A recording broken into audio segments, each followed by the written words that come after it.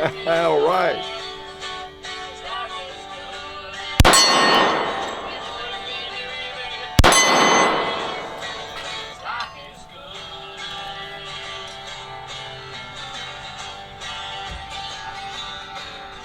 Yes, thank you, Steve Lee. Hickok 45, your internet shooting companion, coming to you from the beautiful, really beautiful hills of Tennessee, home of Alvin York. Yeah, as always, right? And a lot of cool people live in Tennessee. Yes, still, even in today's crazy world and all those crazy people you see on the news. Woo! A lot of them aren't there. And there's some in Tennessee. But for the most part, we're pretty lucky in Tennessee. You can drive around the state day in and day out in most areas of the state and run into semi-normal people, whatever normal is. Okay? Yeah. That will say please, they'll say thank you, they'll be courteous generally. Not everybody, but most people are. They're not looking for trouble. They're not looking for drama. They have a life. Their life isn't embedded in social media, at least 100%, maybe. Too much, but not 100%. They still understand reality to some extent. Yeah. I just noticed my bamboo is growing horizontally, which is almost sideways. Yeah, what's going on there? So anyway, what do I have out here? Yeah, I've got my Dan Wesson Guardian. I was in the mood to fire, and I'm glad I hit pretty well with it. I tell you, I couldn't see the front sight. I mean, the lighting, it's got night sights, but on the Cowboy, wow, just couldn't see it. Night sights, and that's one of my pet peeves about firearms, night sights, that is, and always has been, is I have no problem with night sights. I have them on a lot of my handguns, but by golly, the ones I have had put on, like 2 or 3 Glocks and maybe 4 or 5 Glocks, and I don't know if I've actually put them on anything else, but the ones I choose and put on, you better believe they really show up in daylight. Night too, darkness as well, but they really show up clearly in daylight. Has been long a pet peeve of mine. I've seen so many really nice night sights. Check them out in the dark, go into the closet, dark bathroom. Yeah, those are wonderful. But then you're out in normal daylight, and where are my sights? Where's my front sight? I tell you, it's a problem with even newer ones, some of them. Some brand. How'd I get off on this? I didn't even mean to talk about it. I was reminded, but I couldn't see my sights down there. But depends on the lighting, and it's just the way it is. So anyway, be aware of that when you're picking out night sights or a handgun. Think about what those sights. For me, the first priority is I can see them. Period. When it's normal light. All right, and then yeah, I know. A lot of bad things happen in bad lighting, and that's the whole reason maybe it's good to have night sights. But first order of business is I can see the sights in daytime, and then night sights are fine. Okay, because any night sights that they're not like 30 years old or something, they do pretty well in the dark. You can see the thing a little tricky, and but I tell you, I want to see that sight in the daytime. Boom. I like that gun, still like it a lot. I haven't had it out in a while, have I? It's actually a firearm that plays a bit of a role with me.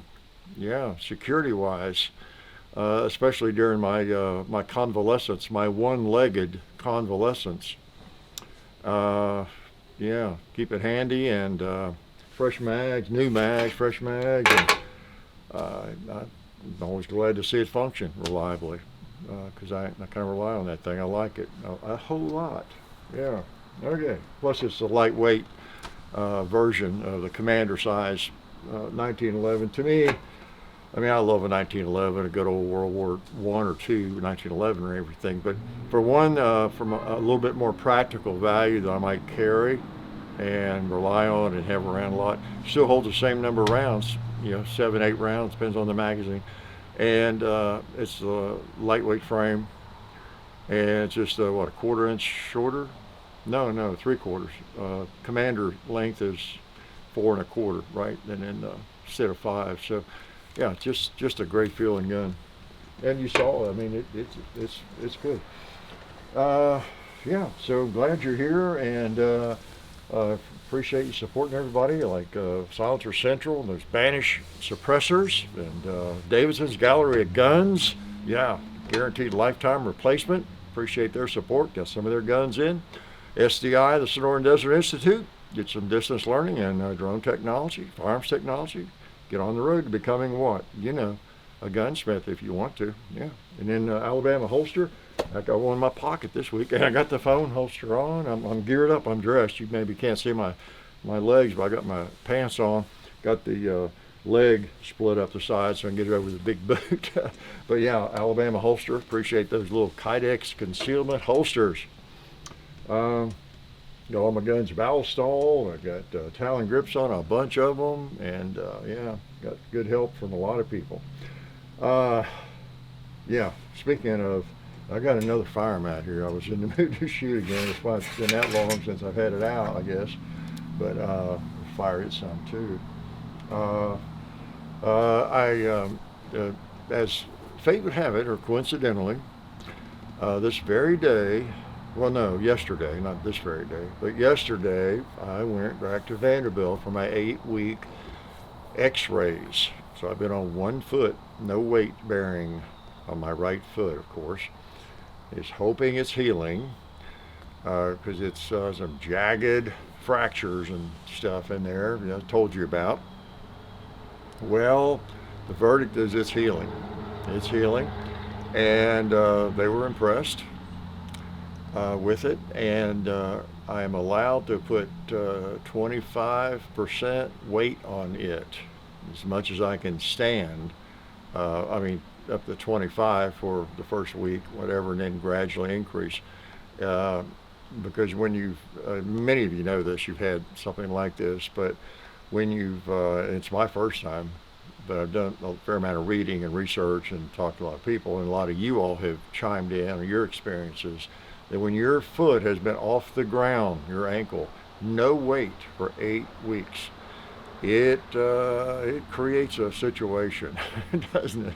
Your foot, your leg, aside from the broken bones and all that, and the screws and everything they put in there to get it back together, but notwithstanding all that stuff, if you, with your healthy leg right now and foot and ankle, if you just for the next 8 weeks, 2 months, you did not put it on the ground, it's going to be a bit traumatic to get it back on the ground with weight on it. You know, muscle's going to atrophy some and everything. It's not going to like it one bit. So I've got that to deal with, and then of course all the bones crunched up, but they're healing. So I have been gradually doing that and putting some weight on it. It hurts, but it's not excruciating unless I put more than I should. Can't walk really, but with crutches, you know, you can kind of control how much weight you put on it. And so I'm on crutches most of the time now, and you know, kind of easing around with it. So a relief so far. We'll see how I progress, but so far so good. And it's like a new world, just being able to even do that. You can't imagine the difference. Some of you can. The difference between not being able to put your leg down at all, say you're on crutches, versus being able to put it on the ground and actually even with a little bit of pressure. Enormous difference between that, you know, how you can balance yourself and move around, all that kind of thing. So anyway, so it's progressing. I don't think I'll be playing any pickup basketball for a while, even though I asked the orthopedist if I could jump and stuff basketball, you know, this week. So she didn't think that was very wise to do. So anyway, look, can I let me shoot this again while I got it out. It's going to be out the whole video. That was a dumb thing to say, wasn't it? I'm famous for saying dumb things. All right. .45, if I didn't say. This is a .45 ACP handgun. And I'm not going to shoot that pumpkin down there. John's been involved in some pumpkin killing and different things. But we will shoot some pumpkins, get a chance. All right. Let me take my time, see if I can find the sights.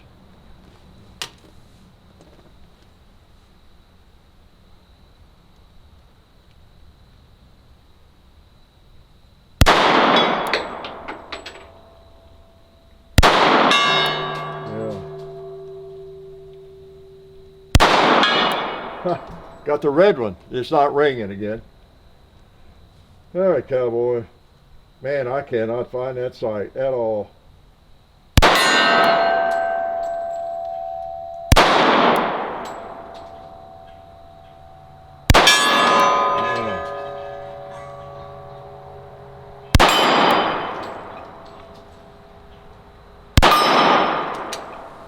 It's easier to find the sight on the red target or the yellow target, of course.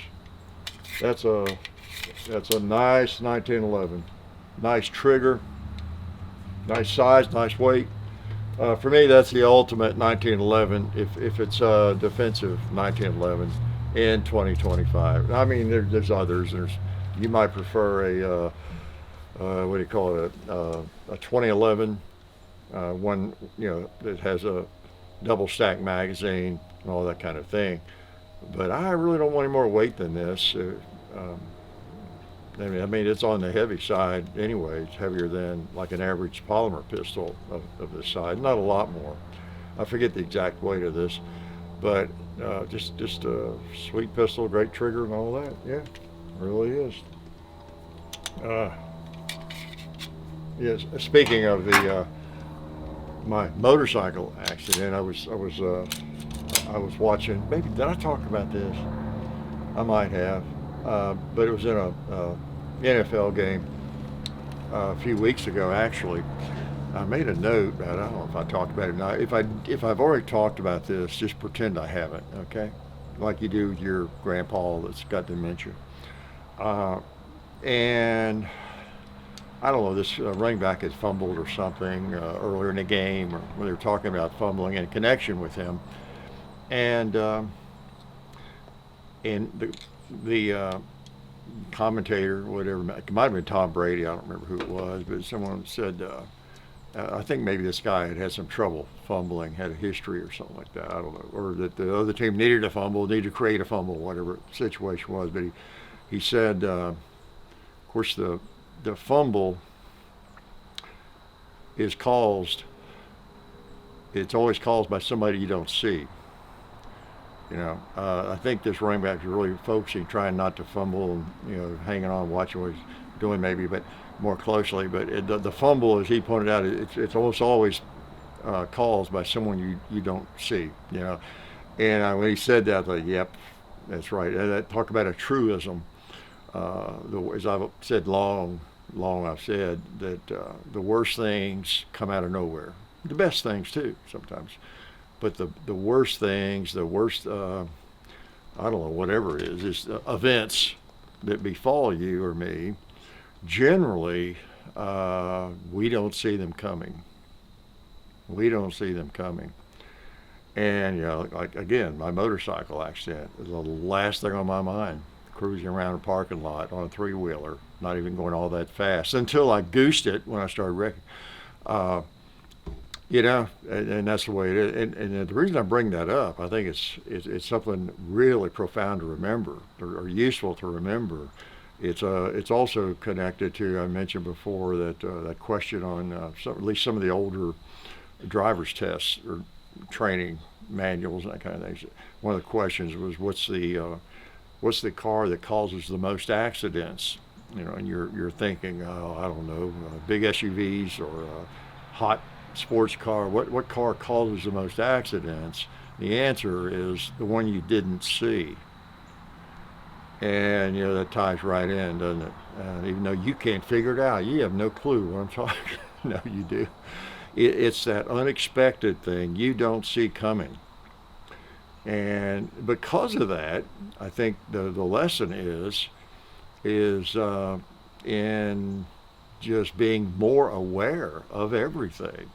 And condition yellow, like Cooper talked about, you on high alert, or not high alert, but be aware what could happen, and maybe it can be prevented. Like the running back, maybe he's had trouble fumbling in the past, or and again, when someone fumbles, it's generally someone comes from the side or whatever, maybe, and just pops that ball as hard as you don't see them coming. But the fact it could happen, that you realize that if you're, now all fumbles don't occur that way, but you realize that if that could happen, then squeezing that ball even more tightly, and having it in a proper position. And then when you're just moving around doing your usual life thing, just being aware of what could happen, not being paranoid and afraid to do anything, but just always on your mind, this could go south. This is the kind of thing that could go south. I'm still going to do it, but I'm going to be really vigilant, as I do it. So anyway, remind me of that. The things, the worst things. It's a phone call you didn't expect, or it's just something happening, coming out of the blue. No doubt about it.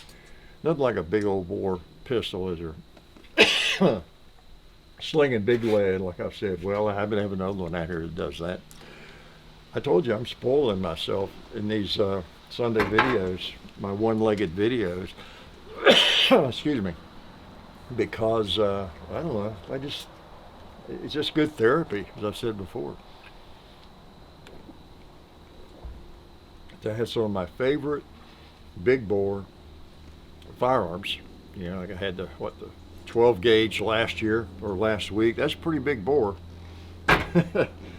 45, and here's a 44. Yeah, this is my Model 24. I had it out, I don't know, it hadn't been all that many weeks ago. And I'm going to load it and shoot it today too, because I really like this. And there's an airplane. That's my neighbor. They have an airstrip up the road. In fact, I don't know if that's them or not. The young fellow there wrote me a note. He watches the videos, wanted to meet me sometime. Yeah, imagine that, by wanting to meet me. But yeah, there's an airstrip up the road here a little bit. I know the names now because he wrote me that note, but I don't know them. I don't think I met them. But that's pretty cool. That's a lot like me. If you love to shoot, it's great to have your own shooting range, isn't it? If you're a golfer, you love to golf, living on a golf course wouldn't be bad. If you like to fly, you got an airplane, you're a pilot, having your own airstrip ain't bad. If you like to fish, having your own lake ain't bad. Yeah, man, pretty nice, huh? I try not to take it for granted. Okay. Who is it? John Travolta, you probably know. Yeah, he with the gigantic money he made through his career, he's had it a long time ago. Have you seen his house? Talk about an airstrip. Doesn't he have a couple of like Boeing 727s? And they will ride to his house. His house is like a hangar, airport. That's kind of the epitome of that. All right, 44 special. Yeah, part of this is just the lighting. Even this sight with the little white paint on it is not showing up well. It does need a little cleaning, I think. All right, let's reach on out. All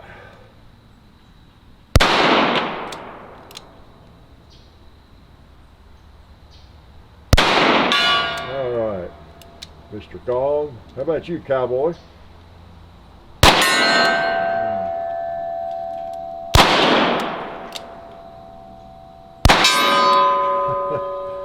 I guess I should pop a 2-liter on the table again if I could avoid hitting the table.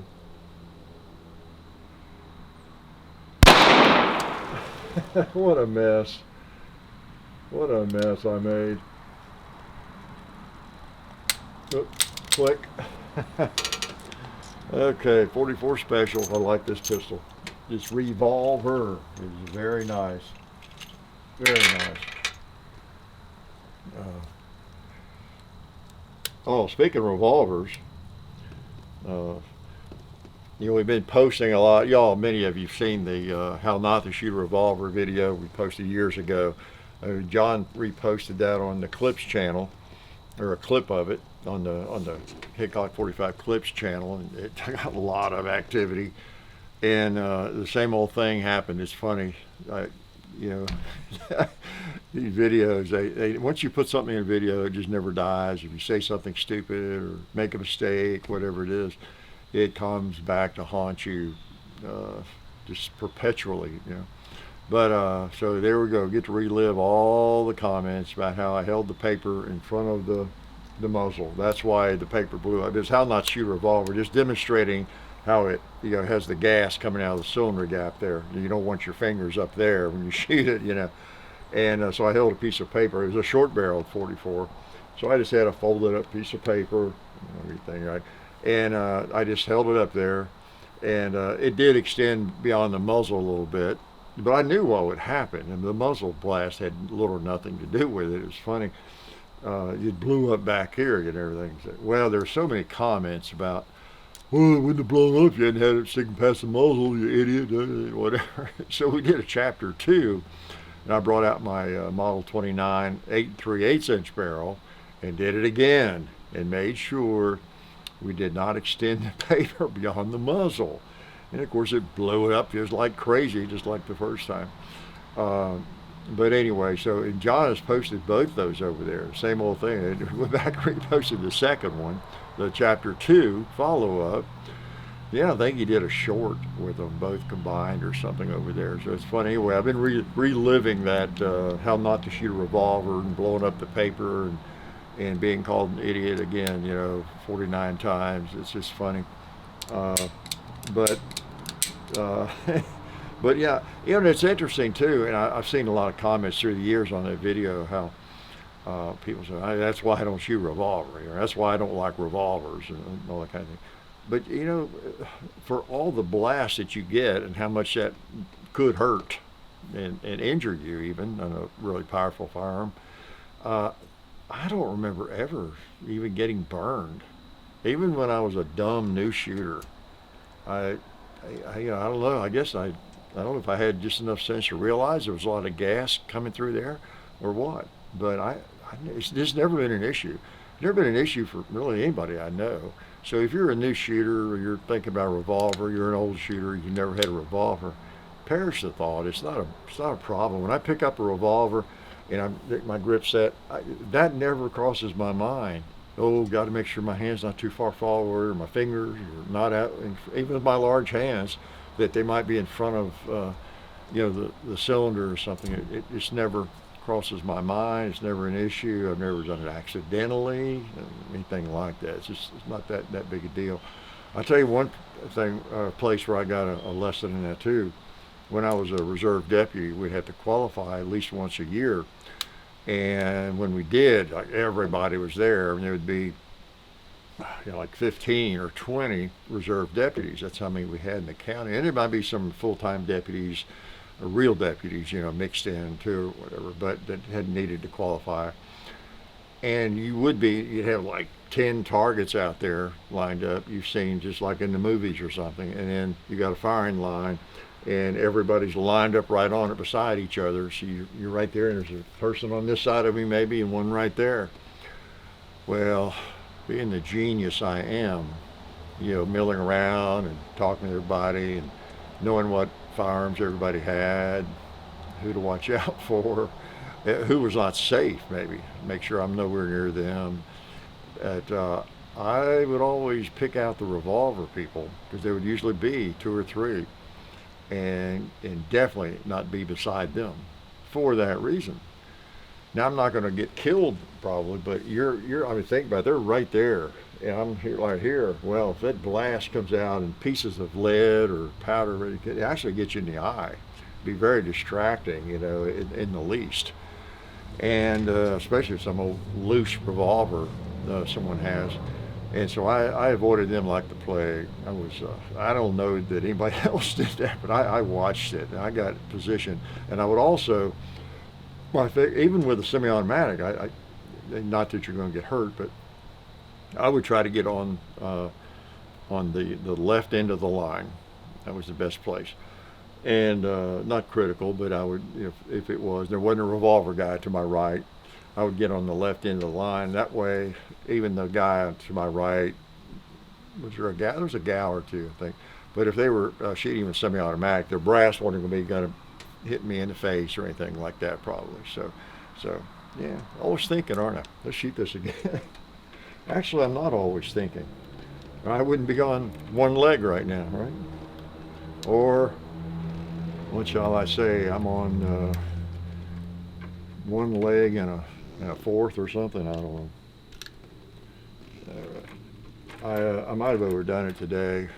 We got back yesterday from the hospital, and I did some walking around, just carefully with that amount of weight on my foot. And then today I've been on it quite a bit, practicing that and just walking with the crutches and trying to keep light weight on it, but have some on it.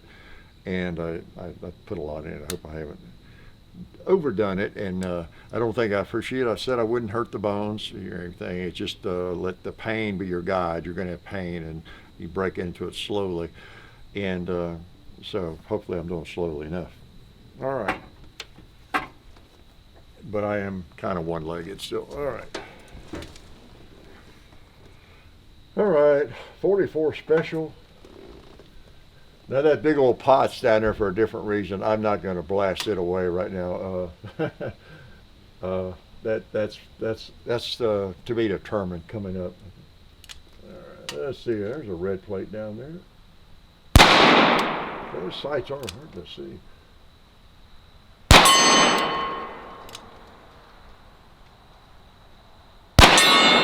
Let's see if we can reach out.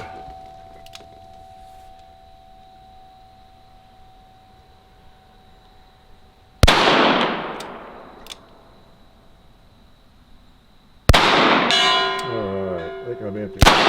Nope, I'm not. All right, got that old gong. Got that old gong. Yeah, that is nice. That is nice. I'll tell you. I don't know. Maybe I already gave the advice for young people, but I've got some for young people,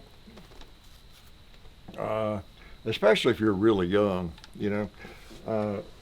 And all the talk, and I talk about it a lot, about social media and everything, and how the algorithm drives us and everything we see, and you get in a bubble and how crazy it is. And it dawned on me, really, especially seeing some of the crazy activities in the news going on, and people that just seem like they don't really have a life, outside of virtual media or something, or their little bubbles and things. And I feel sorry for them. I've been fortunate. I mean, I've created my life, but I've been fortunate that I've always had a lot to occupy me, and usually some interesting things, and more so than just be obsessed with I don't know, politics or what's going on in virtual media or social media and that kind of thing. But it occurred to me how young people, especially, and all of us to some extent, have almost been created by the algorithm. You think about it. You think about some of the people that really are exhibiting strange behavior, odd behavior. You see, especially in the news, that I don't know. They just don't seem to have a real life. In a way, they've been created by the algorithm, radicalized by it, created by it. They're like a product of Dr. Frankenstein. Like the algorithm and social media, the radicalization process there, in a way, is like Dr. Frankenstein. And he's created all these bots. They're like bots. I was scanning through comments on a video over on the Clips channel, just where the people are just going crazy about all kinds of things, and I was like, man, a lot of these must be bots. They've got to be bots, because we know that foreign interests they want to create as much division as they can in our country, like we're not doing enough of it ourselves. And they especially with AI now, the comments and things you see, some of it's obviously AI generated, but some of it that seems human may not be human. It may be AI as well, and especially the people trying to create division, political division or just whatever. And then the people, like I say, just the people have gotten so crazy, living in their algorithm, the bubble of their lives, and they're like bots. They're like robots themselves. I really think it's sad, but they just don't seem to have a life that's connected to reality. They might maintain that the internet or social media is their reality, some reality. Of course, I'm one to talk. I guess this is social media, right? But anyway, I don't know. It's just, I don't know. We're all victims of it, the algorithm. But at least, like me, and if you're 60 years old or 50 even, whatever, you had several decades where you were not created by an algorithm, especially in childhood, or in your teen years or in your 20s, like so many people have been, young people now. There was no algorithm. My first experience with the internet, I was in my 40s, 45 or something, even though I was early into computers and the internet and all that kind of thing. Fortunately, I had about 45 years of sanity, and I just think a lot of people are, they're basically just victims of the algorithm, like we all are to some extent. But my gosh, if you're 25, your entire life has been driven by that, perhaps. I don't know. But I don't know what the point is there, other than try to get out of it. Maybe get out of it, become a real person. Can I shoot this thing again? I think I want to shoot the. What do I want to shoot? I want to shoot this again. Nothing like a nice revolver. Y'all have seen this. Yeah, we got a video on it. We'll be posting for long. Speaking of that, I've done one video at this point that you'll see. In fact, this Tuesday, I guess, yeah, on the Shield X, where I'm on my knee scooter, doing it. That's before I got to the Vanderbilt. I'm thinking before I do another video here in a few days that could post. Now, we still have a lot of videos done before the accident, but you'll see a couple sprinkled in here, maybe here and there, where I will be standing and I won't be moving around a lot. I may not have maybe I'll be able to stand without my crutches, at least in one spot, with most of my weight on my left leg, like I did on the scooter. But I may not need my scooter in the next video that I do, new video that I do, okay? But you'll see on the Shield video, I'm on my scooter, trying to shoot without moving too much. All right, let's shoot this big old 44, Model 24. All right.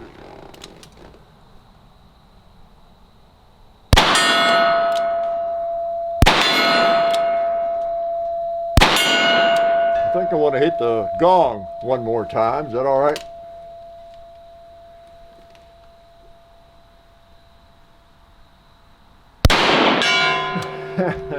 I feel better. Feel better. Did I miss that? Did I miss that again? Yeah. I should be ashamed of myself. I mean, it's not a big plate, but I missed it. All right. Speaking of that, a couple of days ago, we were out here in an armadillo. Let's see, have we been shooting? Yeah, we've been shooting, doing the Shield video, and put the guns down. We just finished really, and an armadillo came up from the range, right up there by the range. It came up through the driveway. We watched. Should have dispatched it. We have a problem with those things, but that's the first live one I had seen, and so we kind of observed it. We're just kind of curious because we didn't have armadillos here. I don't know, 10 years ago, 15, 20. They're more of a recent guest. They've been migrating their way up through Tennessee and all parts, but they're not good from what I understand. They carry leprosy of all things, but I don't know what else. But I don't know. They're strange. I've seen quite a few of them dead on the road, but that's the first live one I have spotted. It really is, and I think there's a lot of them around here. They're good at hiding, put it that way. Yep. So I guess I gotta shoot this 45 one more time before I make it. Well, I spent too much time last week, didn't I? I gotta not keep y'all so long this week. All right. So let's shoot this baby. Since I got it dirty,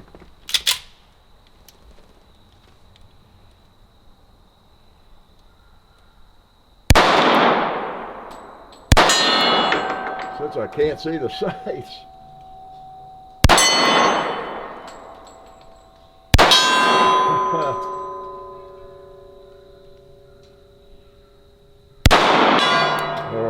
All right. It'd be terrible to have to paint the front sight, even when it's a tritium in there, paint it white or something. I'm thinking about using this for the pumpkin carving this year. Yeah, I am. And if I do, you'll be seeing that before too long, either way. Might have already seen it. I don't know. Let's see. I think I'm going to use this. All right. So the good old Dan Wesson Guardian. Nice little, kind of a minimalist 1911, although maybe that's not the correct term. It's one of those, it's got everything you need, nothing you don't. Got a nice beaver tail. Pretty good sights, even though I couldn't see them, and the checkering in the right place, but not a lot of stuff hanging on it. No rails and and all that. Just a smooth little, carryable, convenient 1911 in God's caliber 45 ACP, right? So, pretty nice. If you've never had a 1911, if you've never had one, you're probably not thinking about one for defensive purposes. Maybe more of a range gun. So maybe the 5-inch is better. I don't know, but 4 1/4 is very, very nice and very, very shootable, as you can see, right? So a couple of fine handguns here that will make your day, right? Not to sound like Clint Eastwood, because these firearms make my day because they're so much fun to shoot. So anyway, I'm glad you came around on Sunday, and I hope you're coming around on Tuesdays and Fridays and checking out the videos, and appreciate you supporting the people that support us. Check them out, and got a lot of good people that support us, and we really appreciate them. Appreciate these firearms companies for making such interesting firearms. And I didn't talk about Glock. Of course, y'all know the big news on Glock changing over their models, so many of them, because of mainly, I guess, the switch problem, which is not a problem with law-abiding people, is it? But I guess they've been sued enough, and we don't want them sued into oblivion, because that's what the anti-gunners would love to do. So they're apparently changing that slide, so you can't just put a switch in there and that kind of thing, make it full auto. And I was just somebody talking about that, said there might be another reason too, where they've had that same design for so long, and the patents have worn off on a lot of it, and that's why they're getting competition from companies using the Glock design and patents, and so it might be part of the reason too that they're changing. But I can't blame them. They that is one of one of the key tactics of the anti-gunners is to file so many lawsuits that have to be defended and cost tons of money. Just if they can put Glock or Smith & Wesson or whoever out of business, they've achieved their goal, however they do it.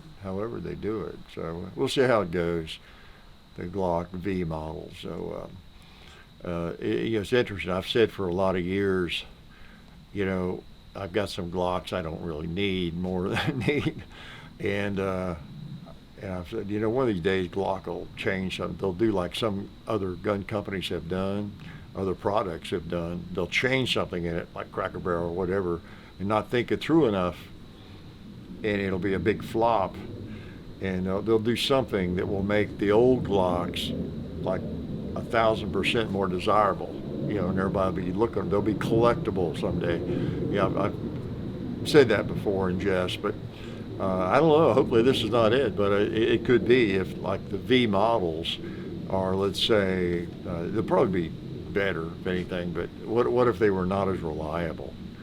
What if for some reason they just haven't tested it enough, and they come out with this, and it just turns out after a few years that people are having reliability issues, or they don't seem to want to work with the existing magazines or something 100% reliably or something like that. and then that would qualify for what I've been talking about. Probably not, I'm just making up stuff.